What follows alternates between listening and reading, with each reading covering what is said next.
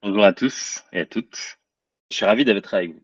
Pour débuter, je vais commencer par un texte que j'ai écrit il y a 1 an, 1 an et demi maintenant, et que j'ai écrit à mon fils. Je suis là. Je suis là et je ne fuis pas. Je suis là et je ne me cache pas. Et pourtant, je flippe. J'ai esquivé jusque-là, mais je suis là, la peur à côté de moi, effroi sourd depuis que je suis papa. Abel a 30 ans et je souhaite qu'il vive sa trentaine comme je vis la mienne. J'habite un monde qui permet d'être un gentil. J'ai le temps de me chercher, d'essayer, de me planter encore et mieux pour faire pousser ce qui me fait vibrer. Sauf qu'Abel aura 30 ans en 2050. Cette perspective m'angoisse. Je me sens insignifiant. Je suis si petit, mon grand. Tu lèves la tête pour me voir, mais du haut de mon mètre 87, je lève aussi la mienne face à l'ampleur des changements nécessaires pour regagner les limites planétaires. Je suis si petit, mon grand. À l'étroit dans ce corps, je le suis aussi dans ce rôle de père, quand je me sens impuissant face à un futur que j'imagine violent. Je suis si petit, mon grand. J'en suis là, pétri de peur lucide, mais je refuse de rester là. Je veux vivre.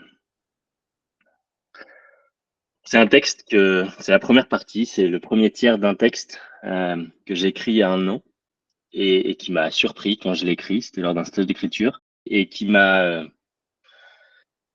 fait mettre le doigt sur une émotion très vive que j'avais face au futur et donc la peur que j'ai depuis que mon fils est né. Je pense que j'ai toujours été engagé sur les transformations liées aux enjeux de notre époque, mais de manière très rationnelle et pragmatique. Et l'arrivée de mon fils m'a fait passer, je crois, de la tête au cœur et m'a donné un élément très concret que j'ai remarqué sur cette slide pour me projeter dans le futur, c'est qu'Abel aura 30 ans en 2050.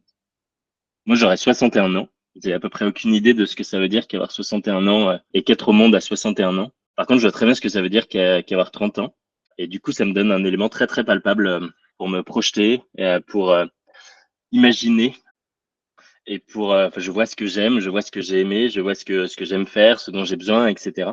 Et du coup, ça rentre en confrontation avec beaucoup de visions de ce qu'on me projette en 2050. Je vous le donne en entrée parce que je crois que c'est une des meilleures manières de me présenter et de présenter ce que j'essaye de faire. Il y a une autre métaphore, une autre image que j'utilise beaucoup en ce moment pour me présenter. C'est une métaphore qui dit l'humanité occidentale sait qu'elle va dans le mur, mais aujourd'hui, quand elle regarde à gauche et à droite, il n'y a que du brouillard et elle semble avoir plus peur du brouillard que du mur. Et donc, il y a cette idée qu'en effet, quand on se projette dans le futur, quand on projette en 2050, aujourd'hui, on sait qu'il y a des perspectives qui sont problématiques, qui sont angoissantes, mais on ne sait pas comment on va se sortir de cette situation-là. C'est pour ça qu'à gauche et à droite, il y a du brouillard, c'est de l'inconnu, c'est de l'inexploré. Et j'ai l'impression que souvent on vit tout ça sous une forme de fatalité, de se dire bah c'est comme ça. Et du coup, on n'arrive pas à faire infléchir une direction qui va toujours dans la même direction. Et du coup, dans cette métaphore, dans la question du mur. Et donc, je crois que moi, donc, si je dois l'illustrer un tout petit peu, euh, ce moment-là, je vais utiliser le modèle des limites planétaires qui dit qu'on a déjà dépassé 6 des 9 limites planétaires. Et les limites planétaires, c'est un modèle qui tente de donner des frontières au-delà desquelles on rentre dans une zone d'incertitude qui rend notre espace terrestre difficile à contrôler, imprévisible, etc. Et donc, il y a Olivier Hamon, qui est un biologiste que j'aime beaucoup, qui dit les rapports scientifiques convergent pour qualifier le 21e siècle, il sera fluctuant. Notre seule certitude, c'est le maintien et l'amplification de l'incertitude. Et donc, il y a cette idée de brouillard. Il y a cette idée qu'on a déjà dépassé des limites planétaires et que du coup, ça veut dire qu'on est rentré, on est au-delà de cette zone de sécurité qui est la zone sûre pour l'humanité. Et donc, à partir du moment où on rentre dans un espace d'inconnu, dans un espace d'incertitude. Et du coup, pour finaliser ma petite présentation avant de rentrer sur le sujet du jour, je me rends compte de plus en plus que ce que moi je vais chercher, ça va être des outils qui permettent d'oser entrer dans le brouillard et de se sécuriser dans le brouillard. Parce qu'au cœur de la métaphore du mur et du brouillard, il y a une notion que on n'entend pas toujours tout de suite, mais qui est la question de la peur du mur, la peur du brouillard. Et tant que la peur du brouillard est plus grande, eh ben, on n'arrive pas à affronter la peur du mur. Et du coup, je me suis beaucoup interrogé, j'ai beaucoup tourné autour de cette question de la peur pour me dire, en fait, il va falloir qu'on ose entrer dans cette zone de brouillard, dans cette zone d'incertitude. Et pour le faire, il va falloir qu'on se sécurise parce que sinon, on va pas réussir à le faire. Ça m'a permis de rééclairer et de comprendre un petit peu mieux les deux outils qui sont les miens, que je mobilise le plus et sur lesquels j'accompagne le plus, à savoir la raison d'être du projet. Parce que je crois que dans un grand moment d'incertitude, ça permet d'avoir un socle qui est en plus un socle commun et collectif sur lequel on peut revenir régulièrement en disant, bah, en fait, on sait pas exactement comment on va y aller, mais on sait pourquoi on le fait. Et ça, c'est quelque chose de solide sur lequel on va pouvoir s'appuyer, même dans des moments d'incertitude. Je crois en plus, mais ça va pas être le sujet, que c'est un outil très puissant pour pivoter, pour se transformer et réinventer son activité dans des moments où il y a des nouvelles contraintes. Et l'outil de la prospective, c'est un outil qui vient élargir le champ des possibles. La prospective, c'est ce détour qu'on fait par le futur pour anticiper des futurs possibles. Donc l'idée, c'est surtout pas de se projeter dans le futur le plus envisagé, parce que celui-ci, c'est déjà celui qu'on observe, mais c'est d'en envisager tout un tas d'autres pour il y a quelqu'un que j'aime beaucoup qui s'appelle Thomas Gauthier, qui est un professeur chercheur en prospective. Il dit l'objectif de la prospective, c'est de ramener des souvenirs du futur pour éclairer le présent. Et donc ces deux outils me semblent être des outils qui, j'aime bien dire que la prospective, elle vient écailler l'évidence d'un futur unique. Donc cette fatalité d'une direction unique qui nous emmènerait dans le mur, elle vient nous montrer qu'il y a de multiples possibles pour réouvrir les possibles et puis nous inviter à les considérer. Et donc ça, c'est les deux outils principaux qui sont entre guillemets un peu opérationnels et que j'essaie de mobiliser. Et après, aujourd'hui, on va aller sur un sujet de réflexion qui est la question de notre rapport au vivant. Et plus précisément, on va rentrer sur la question des saisons. Donc, je vais faire une petite conférence de 25 minutes encore. Mais je crois que s'il y a une seule chose avec laquelle j'ai envie de vous laisser, ce sera cette question. Et donc, pendant 25 minutes, je vais essayer de soutenir pourquoi cette question, elle me semble intéressante. Et la question, du coup, c'est à quoi ressemblerait une entreprise qui vivrait au rythme des saisons de n'importe quel type d'entreprise. Qu'est-ce que ça voudrait dire? Qu'est-ce que ça influencerait? Qu'est-ce que ça donnerait de vivre au rythme des saisons? Et je ne vais pas vous apporter beaucoup de réponses, mais je vais essayer de densifier cette question, de vous expliquer comment elle est venue. Et puis après, je vais essayer de l'éclairer à différents niveaux, à différentes fractales, parce que pour moi, les saisons, c'est des symboles qu'on peut mobiliser à de multiples endroits. La première chose sur laquelle je voulais revenir et qui a pour moi été un gros point de départ, cette phrase qui vient souvent de Descola, qu'on entend souvent de Philippe Descola, qui est un anthropologue français, qui a étudié tout un tas de peuples, et notamment les Indiens Achuar, et qui s'est rendu compte que ces Indiens-là n'avaient pas de mots pour définir la nature. Il y allait pour étudier, il avait comme héritage toute la pensée anthropologique qui pense la nature et la culture et qui différencie et qui distancie la nature et la culture. Et il allait étudier ces Indiens Achuar pour étudier cette distinction-là entre nature et culture. Et le premier obstacle qu'il a eu, c'était que ils n'arrivaient pas ils n'avaient pas de mots pour la nature et ils n'arrivaient pas à concevoir ce que c'était que ce concept-là. Et en fait, il s'est rendu compte que c'était un concept, un héritage d'une civilisation qui s'était séparée du reste du vivant. En fait, on a englobé dans ce concept de nature tout ce qui était vivant mais non humain. Et donc, c'est un héritage d'une civilisation qui fait la distinction entre l'humain et le reste, entre l'humain et la nature. Et donc, qui crée une séparation. Et donc, on a un mot. On a un mot parce qu'on a conçu, qu'on s'est conçu en dehors de cette nature. Et donc, eh ben, nous, on a englobé là-dedans la nature, alors que eux, en fait, se sentent faire part pleinement de l'ensemble du vivant. Et du coup, ils n'arrivent pas à se concevoir séparés du vivant, et du coup, ils n'ont pas de mots pour ça. Moi, je l'ai pas découvert par Descola d'abord, je l'ai découvert par un conte philosophique qui s'appelle Ishmael, qui est un gorille télépathe qui a une grande sagesse sur l'humanité, qui vient la retranscrire par un jeu de questionnement à un élève humain. Mais globalement, c'est ça qu'il vient dire. Il vient montrer que, en fait, on a tout un tas d'histoires qui racontent à quel point on se sent différent, on se sent séparé du reste du vivant, et à quel point cet héritage-là vient influencer notre rapport à la nature. Et moi, ça a été un gros choc, et ça a été une porte d'entrée sur toute la question des imaginaires. De me dire, quel est le poids de nos imaginaires et comment est-ce qu'on a besoin de travailler sur la question des nouveaux récits. Et très rapidement, la question que je me suis posée, c'est si le mot nature englobe un imaginaire qui influence notre rapport à elle, qu'est-ce que le mot entreprise englobe comme imaginaire qui influence notre rapport à elle? Et donc ça, c'est une slide que j'ai invité des étudiants à remplir en leur demandant de me donner des images de la nature et des images de l'entreprise. Et donc, c'est la seule chose que j'ai dit. Et on voit bien tout de suite, c'est évidemment biaisé, subjectif, mais je crois que vous voyez l'idée de se rendre compte que quand on parle de la nature, on a déjà tout un imaginaire. Et d'ailleurs, ici, il n'y a pas d'humain sauf un seul ici qui est en train de méditer. Et quand on parle de la nature, de l'entreprise, eh ben, on va avoir un tout autre imaginaire.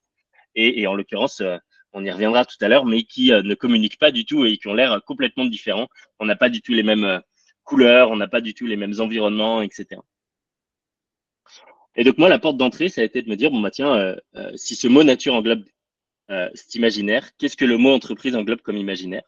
Et en fait, si on revient à cette question, pour moi, de la peur, du mur, du brouillard et de la perspective de 2050, moi, mon terrain de jeu, c'est l'entreprise. Et je me suis dit, en fait, la question que je me suis mis à me poser, c'est quel est le rôle de nos imaginaires dans la difficulté à transformer l'entreprise. Comment est-ce que ce mot-là vient bloquer ce qu'on arrive à concevoir, ce qu'on arrive à imaginer, et donc comment est-ce qu'il vient bloquer tout un tas de choses, ou en tout cas, comment il vient nous faire accepter tout un tas de choses. Et donc j'aime bien jouer là-dessus, puisque pour les entreprises, on parle de boîtes, donc j'aime bien jouer sur ce petit jeu de mots de voici des patrons de boîtes, mais en tout cas, ça m'intéresse de me dire, en fait, qu'est-ce qu'on met dans notre imaginaire, qu'est-ce qu'on met dans la boîte, et qu'est-ce qu'on n'arrive pas à mettre différemment. Par exemple, si je vous avais demandé de me dire, de penser à quelques entreprises, j'ai déjà fait souvent l'exercice.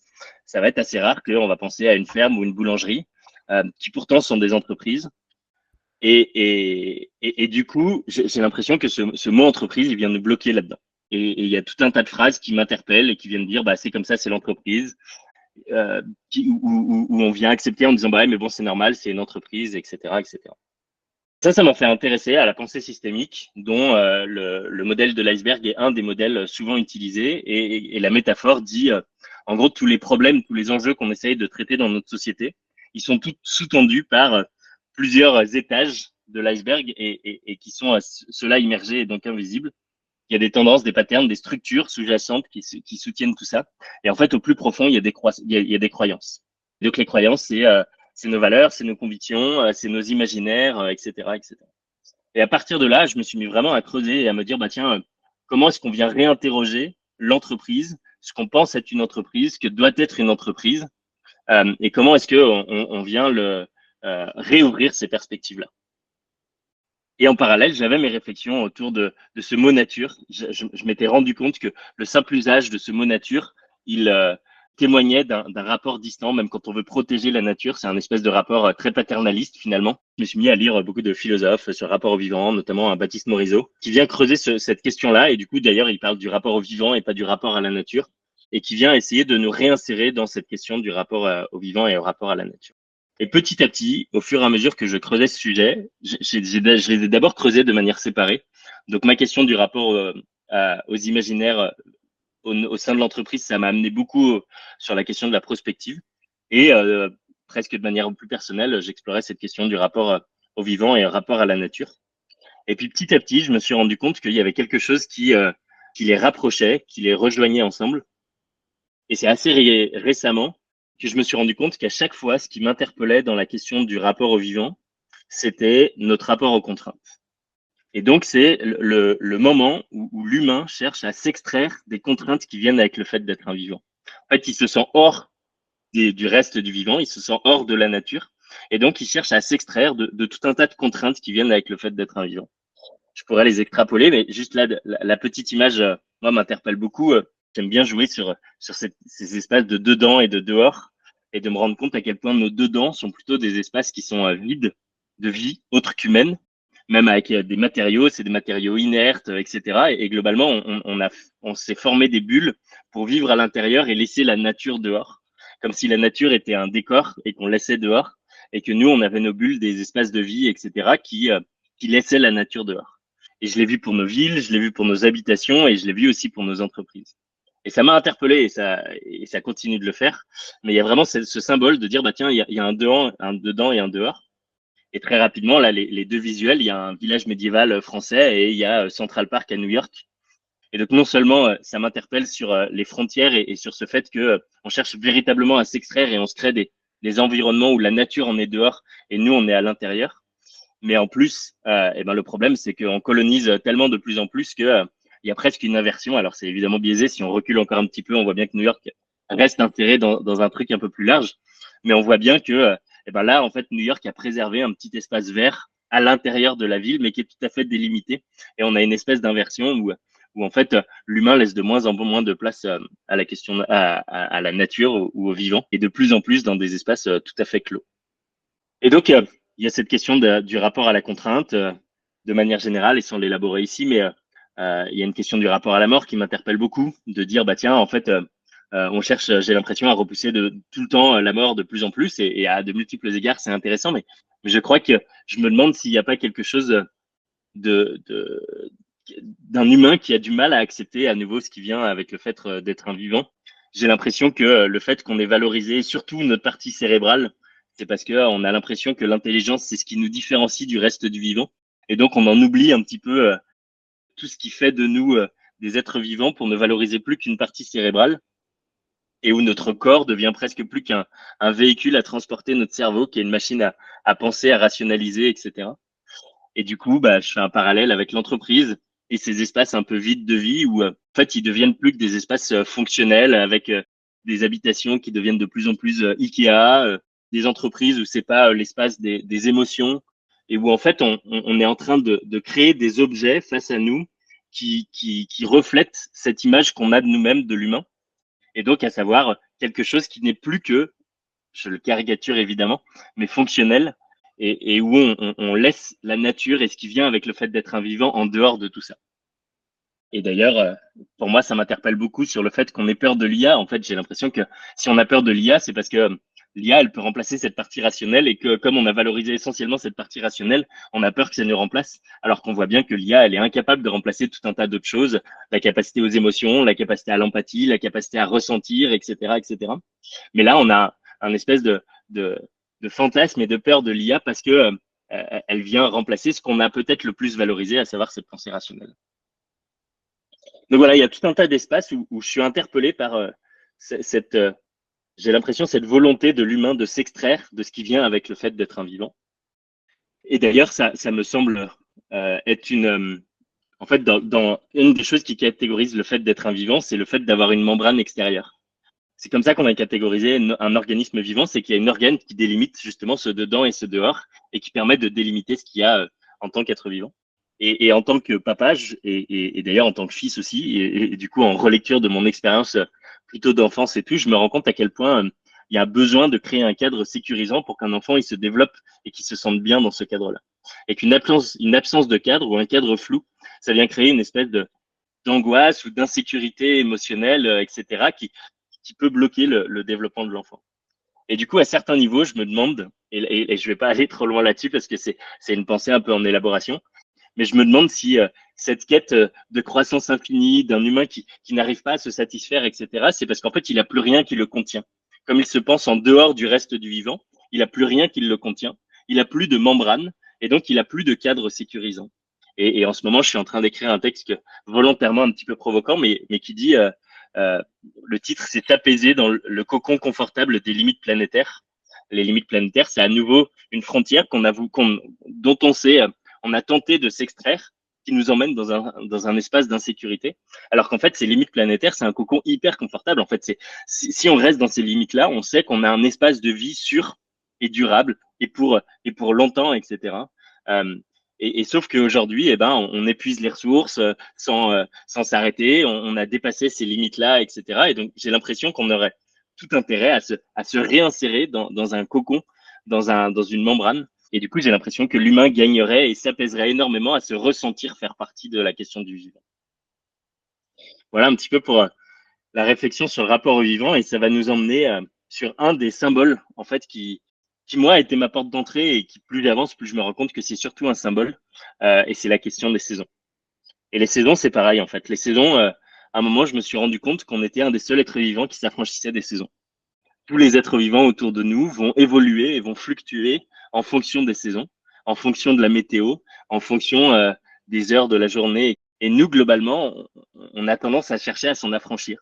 On s'est créé des maisons isolées, on les chauffe, on les éclaire différemment pour globalement vivre des journées à peu près similaires, en particulier en Occident, en particulier en entreprise, en particulier en ville, mais pas que. Et on cherche à vivre globalement de la même manière, à part l'été où on prend nos vacances et où on est à peu près en pause. Globalement, j'ai l'impression qu'on cherche à travailler, à produire à peu près au même rythme. Et si je vais un petit peu plus loin, j'ai l'impression que notre quête de croissance et de productivité constante, si je la cherche dans le reste du vivant, c'est plutôt des choses qu'on va trouver au printemps et à l'été. Le moment de la croissance, le moment de la productivité, c'est plutôt quelque chose qu'on va avoir au printemps et à l'été, qui sont les saisons euh, de croissance et de productivité parce qu'il y a des ressources en abondance, parce qu'il y a de l'eau liquide, parce qu'il y a du soleil, il y a de l'énergie, etc., etc. Et donc, comme nous, on a puisé dans des ressources qui nous ont été presque illimitées jusque-là, j'ai l'impression qu'on a pu se créer un contexte de croissance et de productivité constante qui peuvent ressembler d'une manière ou d'une autre, si on va aller chercher dans le vivant, à un printemps et à un été constant. Et un jour, je me suis rendu compte en jouant avec ce symbole, en jouant avec ce parallèle-là, je me suis dit, mais en fait, on est en train de se créer un monde où tout brûle. On a un monde de réchauffement climatique, on a un monde de feux de forêt, on a un monde de burn-out, on a un monde de sécheresse. Et donc, il y a cette phrase qui est évidemment simplificatrice, mais pour moi, qui est un symbole qui m'interpelle et qui m'intéresse, qui est de dire, en fait, quand on essaye de vivre comme un été permanent, on arrive à une époque où tout brûle. Et du coup, des fois, j'aime bien rester là et de dire, en fait, si on se rend compte qu'on est le seul être vivant qui s'affranchit des saisons, qu'on a cherché à vivre comme un printemps et un été, et qu'on arrive à une époque où tout brûle, qu'est-ce qu'on fait de tout ça? Qu'est-ce qu'on fait de ce constat-là? Et comment est-ce que, qu'est-ce que ça ouvre comme questionnement? Qu'est-ce que ça ouvre comme réflexion? Qu'est-ce que ça nous permet de réobserver sur notre manière de vivre, d'interagir, de travailler, de produire, etc. Et qu'est-ce qu'on fait un petit peu de tout ça?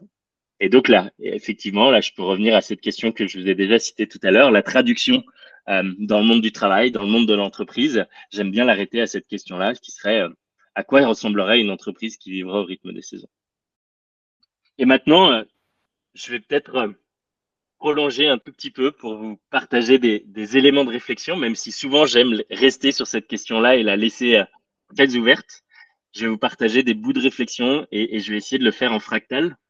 Les saisons, peut-être déjà juste pour expliquer un petit peu cette idée de fractal, pour moi, en fait, c'est la question de se réinsérer dans les cycles du vivant. Et les saisons, ça peut être aussi les journées. En fait, on a à peu près les mêmes énergies sur une journée, avec le printemps le matin, l'été en plein cœur de la journée, l'hiver plutôt la nuit, etc. Et moi, ce bout de réflexion, il a aussi émergé après un échange avec une amie qui réfléchissait à sa productivité par rapport à ses cycles menstruels et qui se rendait compte que hormonalement, en fait, l'énergie était très différente et que plutôt que d'essayer de s'affranchir de ce cycle-là et de ces différences hormonales et de chercher à être toujours au même rythme, quelles que soient ces hormones, elle se disait comment est-ce que je peux essayer d'adapter mon travail sur un mois, sur un cycle, pour essayer d'être à l'écoute et d'être, finalement, de de valoriser plutôt les moments où j'ai de l'énergie, de trouver une manière de valoriser les moments où j'en ai moins, etc., etc. Et donc moi, ça a été un des points de départ sur la saison et de dire, bah tiens, ouais, ok, toi tu le fais à ce niveau-là. Et si je cherche quelque chose qui nous reconnecte à l'ensemble du vivant et qui est un peu plus partagé entre les genres, eh ben les saisons, elles sont assez rapidement arrivées. Et donc, si je dois redescendre un petit peu à certains niveaux, je vous le disais, j'ai du coup dit que j'ai l'impression qu'on sort d'un été permanent.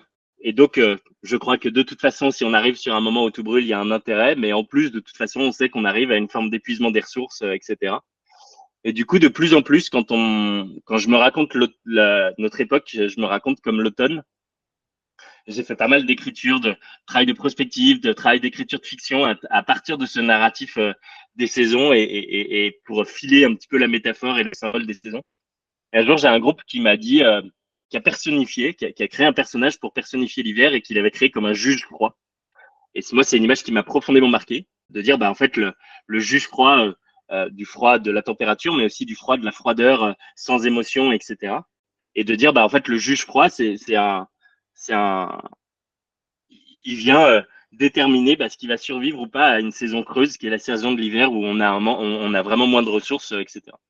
Et chacune des saisons, de plus en plus, je les précise avec une certaine dualité. Et l'hiver, je l'ai beaucoup fantasmé autour de la clarté, de la simplicité, de la beauté, etc. Bah, l'hiver, c'est aussi la rudesse. Et du coup, plus je jouais avec l'idée de l'automne pour raconter notre époque, et un jour, je me suis dit, OK, mais en fait, si on est à l'automne aujourd'hui, la prochaine saison, Et je sais pas jusqu'où c'est pertinent de le voir comme ça, mais la prochaine saison, ce serait l'hiver. Et du coup, moi, ça m'invite à me dire, en fait, on est dans une époque où il faut se préparer à l'hiver. Et si l'hiver arrive, eh ben, ceux qui seront prêts euh, vont la traverser d'une manière qui peut être douce, calme, belle, de simplicité, etc. Et on peut se la prendre aussi d'une manière très rude. Et du coup, ça m'invite beaucoup à me dire, OK, comment, qu'est-ce qu'on veut préserver? En fait, si on prend la métaphore de l'arbre, ce qu'il fait, l'arbre, c'est qu'il enlève tout ce qui est superflu pour se concentrer sur ce qui est vital, préserver ce qui est vital, préserver ce qui est essentiel, etc. Et l'automne, elle a cette dualité aussi.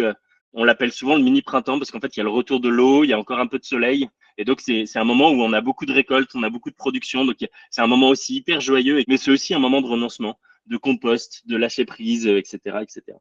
Et donc, moi, je vois beaucoup notre époque comme un automne qui va nous inviter à faire un tri, qui va nous inviter à choisir et à préserver ce qui est important pour nous à préserver. Sauf que, et sans faire de politique en ce moment, mais si l'automne, c'est un moment de contraction, on voit bien que la contraction, elle n'est pas forcément évidente et où du coup, nécessairement, je crois qu'il y a quelque chose d'hyper important à faire aujourd'hui pour passer ce moment-là et ces choix-là de manière collective, saine, dans le dialogue, etc. Si je le ramène au niveau de l'entreprise, les saisons et sur un cycle d'une année, pour moi, c'est des cycles de transformation. Et je le vois bien comme des cycles où, si on se dit, en fait, on a besoin de se transformer et maintenant, si on intègre des limites planétaires, si on intègre une époque qui est pas du tout la même, si on se rend compte que le business model, il peut pas tenir dans la durée, on sait qu'on a besoin de transformation radicale, mais transformer du jour au lendemain, c'est hyper complexe. Et du coup, je me dis qu'on a tout intérêt à s'inspirer des saisons et peut-être à s'inspirer des saisons qui sont dehors pour essayer de vivre ce cycle-là, sans forcément faire vivre ça à toute l'entreprise, mais sur une partie de nos activités. Et à chaque automne, à se dire, tiens, à quoi on pourrait renoncer cette année? À chaque hiver, se poser la question, prendre du recul, ralentir et se poser la question, en fait, qu'est-ce qui est hyper essentiel? Qu'est-ce que on veut absolument préserver? Qu'est-ce qu'on veut toujours garder? Et qu'est-ce qui est vraiment le minimum vital qu'on veut jamais lâcher? Et si on a renoncé à certaines choses, qu'on est très au clair sur ce qui nous anime, ce qui est important pour nous et tout, j'ai l'impression qu'au printemps, on peut initier des nouvelles dynamiques, tester des nouveaux business models, tester des nouvelles idées, tester des nouvelles activités, etc., pour lesquelles on va arriver à une espèce de maturation à l'été suivant. Et j'ai l'impression que si une organisation, elle suivait ce cycle-là pendant 10 ans, elle aurait 10 cycles de renoncement, 10 cycles de transformation, 10 cycles d'innovation, d'impulsion de nouvelles dynamiques. Et j'ose croire que ça amènerait à des transformations un petit peu radicales. Et après, en effet, je crois que vos points de départ étaient un questionnement sur la saisonnalité de vos activités. Moi, c'est aussi quelque chose qui m'a interpellé. Ce narratif, il n'est pas arrivé pour rien. C'est que je pense que ça fait des années aussi que je travaille comme un acharné et que je suis pas très loin de me cramer. Donc tout le narratif de si ça dure trop longtemps, ça brûle et du burn-out, je pense qu'il n'était pas très loin pour moi. Et donc, à partir d'une expérience personnelle et d'un ressenti et d'une observation sociétale, j'en ai tiré un petit peu tout ça. Et du coup, ça fait au moins 2 ans que j'ai une attention beaucoup plus fine aux saisons et j'essaye, au-delà de l'attention, parce que l'attention, je l'ai depuis un petit moment, mais j'essaye d'être à l'écoute des saisons et déjà, je me rends compte que en fait, je suis pas si déconnecté des saisons comme elles se passent dehors. À savoir, à l'hiver, je suis content de dormir plus, je suis content d'être devant un feu de cheminée. Et du coup, j'ai essayé de me dire, tiens, comment est-ce que je pourrais calquer mon activité? Alors moi, déjà, j'ai une saisonnalité qui est assez claire. L'été, c'est mort parce que je fais du séminaire, de l'accompagnement et globalement, juillet-août, il n'y a pas grand-chose qui s'y passe. L'hiver, c'est souvent très creux, je l'explique un petit peu moins, mais déjà autour de Noël et jour de l'an, c'est assez classique, mais même janvier, février, c'est plus creux. Et j'ai 2 saisons qui sont un peu hautes, qui sont le printemps et l'automne. Donc déjà, je l'observe et du coup, ça me permet aussi de l'accepter et de me dire, ok, comment est-ce que je tire profit de ça et comment est-ce que parce que j'ai beaucoup vécu ces moments creux comme des moments de grosse tension, de peur, est-ce que ça va repartir derrière et là maintenant ça fait 7-8 ans que je fais mon activité, donc je commence à avoir un petit peu cette habitude, ce regard-là, et ça me permet d'accepter un petit peu plus la saisonnalité. Et en effet, cet hiver, j'ai fait le choix un petit peu radical, et pour expérimenter, et parce que je sentais que j'en avais besoin, mais de ne prendre aucune mission pendant 3 mois pendant cet hiver. Et j'en sors avec quelque chose d'assez fabuleux déjà, j'ai l'impression de sortir très reposé avec des nouvelles idées. J'ai passé beaucoup de temps à lire, écrire, à réfléchir, ce que j'arrivais pas du tout à faire. Et du coup, j'ai vraiment senti que j'arrivais au printemps avec des élans nouveaux. pardon, des idées nouvelles, une capacité d'impulsion, une énergie pour impulser vraiment très différente. Et donc voilà, je ne sais pas s'il faut être aussi radical que ça. C'était l'expérimentation de cette année. Je ne crois pas que l'année prochaine, j'ai envie de le faire de manière aussi radicale, à savoir prendre 0 mission pendant 3 mois. Probablement quelque chose de plus équilibré. Mais en tout cas, je suis assez fasciné et c'était très rigolo de voir que ça s'est passé de manière inconsciente, mais peut-être pas anodine. La première mission, elle s'est passée le 20 mars, je crois, et le gros article que j'ai potassé, auquel j'ai tourné un peu tout l'hiver, il est sorti le 21 mars, donc vraiment au moment du printemps. Et à partir de là, il y a vraiment une dynamique qui s'est relancée, etc. Et donc voilà, donc j'ai cette expérience-là qui, déjà, qui est une invitation à se dire, en fait, à accueillir les cycles et à se dire comment est-ce que je peux les valoriser parce que les uns et les autres ont des éléments intéressants, importants et vont m'apporter quelque chose. Et donc, en fonction de vos activités, parce que on voit bien qu'en fonction des activités, les saisons sont pas les mêmes. Et d'ailleurs, quand on utilise le vocabulaire des saisons, on pense tout de suite aux arbres. Mais j'aime dire que j'aime aussi raconter que les saisons, si on s'y intéresse vraiment et si on regarde un peu le reste du vivant, il y a mille et une stratégies de vivre les saisons et notamment les oiseaux migrateurs qui vont tout le temps au soleil me rappellent beaucoup les digital nomades qui se mettent à vivre un petit peu derrière l'ordinateur et un peu partout en allant vivre un peu toujours au soleil. Et du coup, je me dis que écouter les saisons, ça veut pas forcément dire écouter les saisons des arbres à nos latitudes. Et c'est peut-être aussi écouter son cycle à soi, le cycle de son activité, et en tout cas accueillir ce cycle, non pas comme une contrainte étouffante, mais plutôt comme finalement une contrainte peut-être comme un cocon confortable, si je reprends l'expression que je proposais tout à l'heure. Voilà, et je finis par cette citation de Baptiste Morisot que j'aime beaucoup, qui dit: Nous avons désappris à faire l'expérience prodige d'être un vivant, de faire partie de cette extraordinaire aventure d'être vivant, être de ce monde, partagé avec les autres êtres vivants, une communauté de destin et une vulnérabilité mutuelle. Tout cela ne fait pas partie de notre conception culturelle de nous-mêmes. Et de plus en plus, je me dis que les saisons, c'est un, c'est un beau prétexte et un beau symbole qui petit à petit attise notre attention. Il y a quelqu'un il n'y a pas très longtemps qui m'a dit depuis je reste à l'affût des saisons. J'aime bien cette expression-là pour petit à petit aiguiser notre attention et se reconnecter et se ressentir faire partie du vivant euh, au fur et à mesure. Voilà, merci à toutes et tous et au plaisir d'échanger sur les prochaines minutes. Merci Maxime. Du coup, s'il y en a qui ont des questions, des réactions qu'ils ont envie de partager, Maxime est encore avec nous pendant 10 petites minutes. J'ai une question merci beaucoup Maxime. Sur ce que tu as dit, et pour rebondir un peu sur ta conclusion, comment est-ce que tu vois comment est-ce qu'on arriverait à allier sa propre saisonnalité avec la saisonnalité des clients, qui est quand même un C'est peu un vaste problème. c'est un vaste sujet parce que ça ne correspond pas toujours. Euh, et, euh, et en même temps, il faut, à la fois, c'est intéressant de tenir compte de son propre rythme et de son énergie, parce qu'effectivement, ça sert à rien de se forcer à produire quand on n'est pas en capacité de produire. Et en même temps, c'est quand même mieux si notre saisonnalité correspond un petit peu avec celle des clients. Sinon, on risque d'avoir un petit problème financier. Ouais, en fait, je vais le ramener un petit peu à la métaphore du mur et du brouillard. En fait, on sait qu'il faut bouger et il faut pas bouger que individuellement, il faut faire bouger une société. Et en vrai, ce que j'aime dans la métaphore du brouillard, c'est qu'elle dit qu'on on sait pas comment on va le faire, mais que s'il y a des issues, elles sont dans des territoires inexplorés et que du coup, il faut qu'on rentre dans des phases d'exploration, d'expérimentation, etc. Et donc, en effet, je crois qu'on est à un moment où c'est pas évident et en même temps on est aussi dans une époque qui rend nécessaire de faire des changements et éventuellement des changements très importants dans nos manières de fonctionner. Et donc là-dessus, j'ai pas du tout la réponse et je sais pas comment on va s'en sortir, mais en tout cas, moi j'essaye de porter ce narratif des saisons pour. Euh, alors je vais peut-être le raconter autrement. Il y a un philosophe qui s'appelle Camille de Toledo et qui a fait une thèse en études littéraires dernièrement et qui a sorti un bouquin qui s'appelle Une histoire du vertige. Et lui, le vertige, c'est en fait, il a beaucoup étudié le poids des mots et l'influence des mots comme les plus petites fictions qu'on se crée.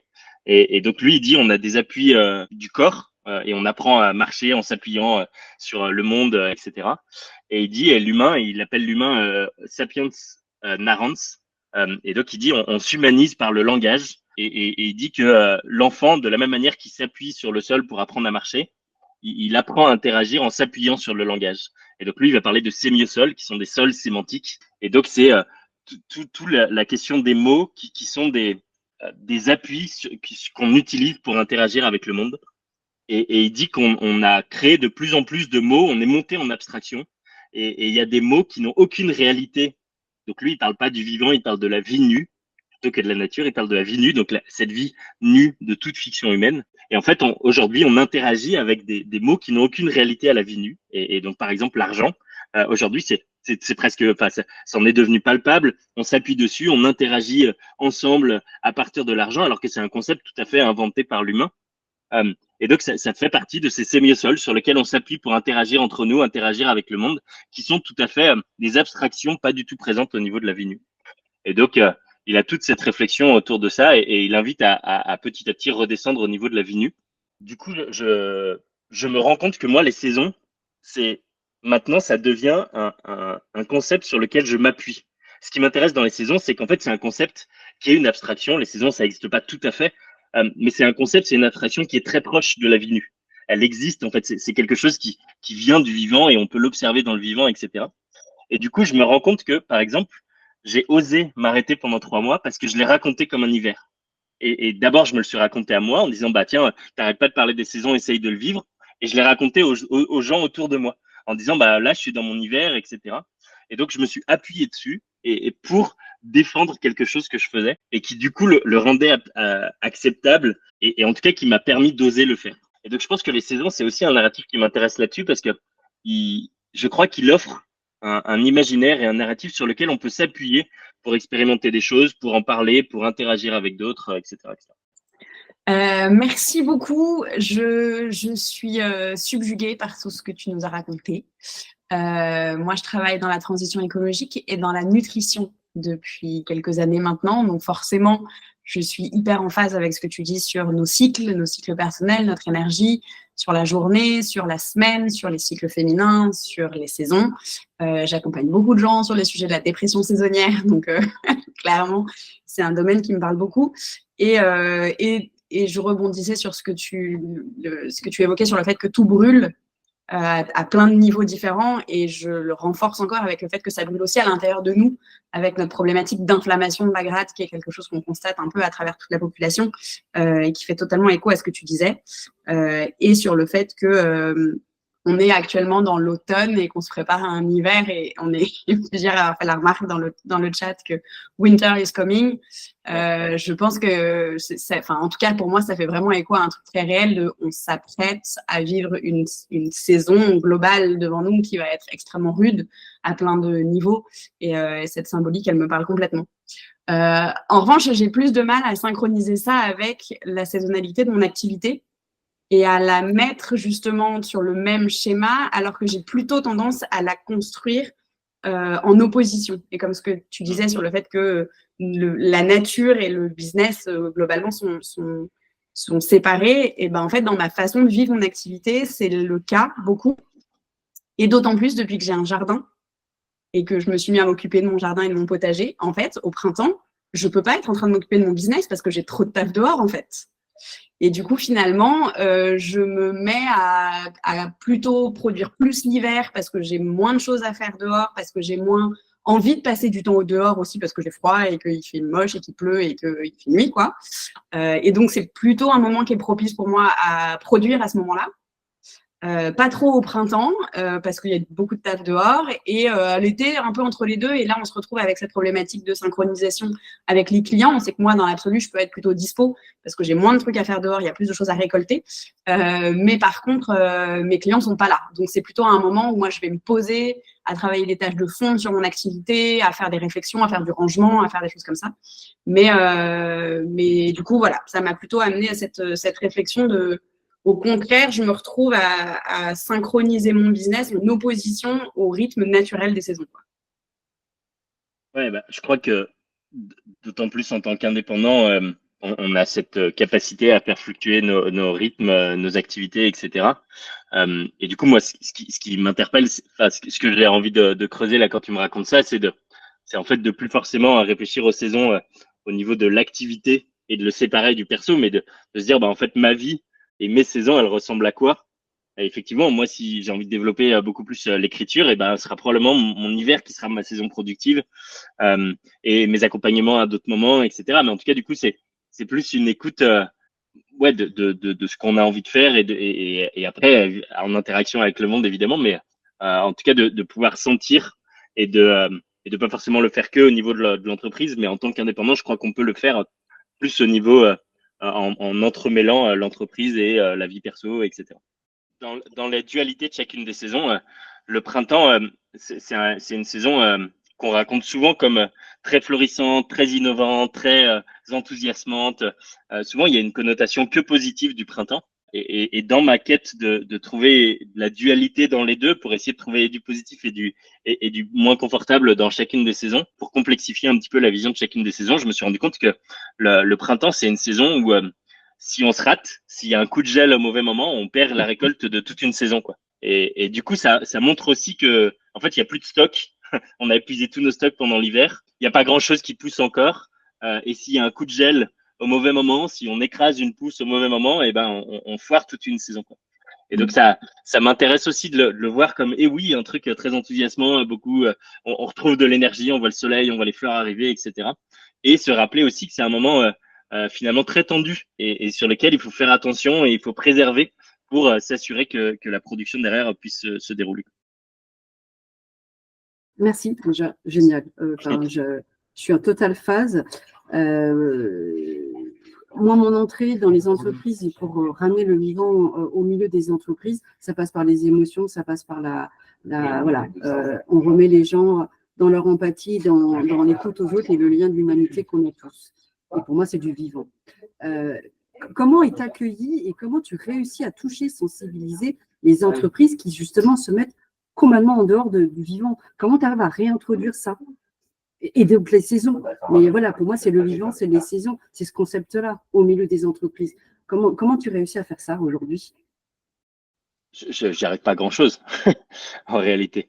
Non, je crois que déjà la porte d'entrée pour moi des saisons, la porte d'entrée des émotions, elle est puissante. Déjà dans un moment où justement c'est des espaces un petit peu vides de vie et où du coup il y a ramener la connexion au corps et par l'écoute des émotions, il y a déjà quelque chose où on vient raviver quelque chose.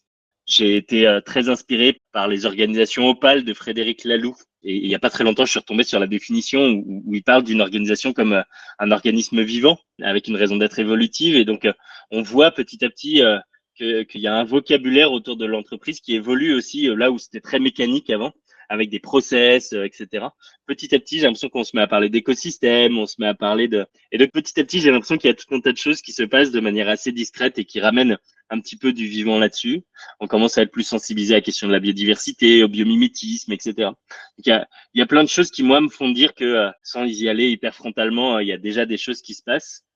Mais après, sinon, en fait, c'est pour ça que moi, je travaille sur la raison d'être et la prospective, qui sont un peu des outils sur lesquels je peux m'appuyer pour interagir avec des entreprises. Aujourd'hui, la question des saisons, on est vraiment au royaume des idées, quoi. On est vraiment à un endroit où l'idée, c'est d'amener des réflexions. Après, ce que j'aime bien, c'est que c'est souvent un symbole qui marque et qu'on retient. Et cette idée de rester à l'affût des saisons, j'ai l'impression qu'elle est intéressante parce que par rapport à cette idée de nature et de vivant qui est très conceptuelle, et ben là, on a une porte d'entrée qui, je crois, persiste un petit peu dans le temps. Et c'est une des raisons pour lesquelles elle m'intéresse.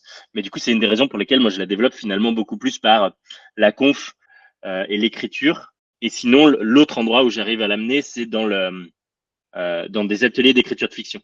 Où là, du coup, on va partir de cette question à quoi ressemblerait une entreprise qui vivrait au rythme des saisons. Et à partir de ça, on va jouer, etc. Mais pour le moment, ça m'interpelle. Par exemple, souvent, l'entreprise disparaît à partir de cette question. Derrière, il y a les gens, ils vont imaginer des communautés autonomes ou etc. Mais ils n'arrivent pas à faire persister l'imaginaire de l'entreprise tel qu'on l'a avec cette question-là. Souvent, dans la fiction qu'on écrit, j'ai observé que l'entreprise a disparu. Donc voilà. Donc aujourd'hui, ça rentre pas directement, à part en fait. Ça interpelle dans les cycles de transformation, par exemple. Les gens, ils sont contents d'utiliser les saisons. Ou moi, quand j'accompagne sur la raison d'être, je dis que la raison d'être, c'est une énergie hiver. Et donc, on va passer par une énergie automne qui va être, bah tiens, si on devait renoncer à 10 projets qu'on a fait l'année dernière, ce seraient lesquels qu'on garderait, etc. Donc, je vais l'utiliser, mais à nouveau, je l'utilise que comme un narratif qui m'intéresse, mais qui ne passe que comme un narratif pour le moment.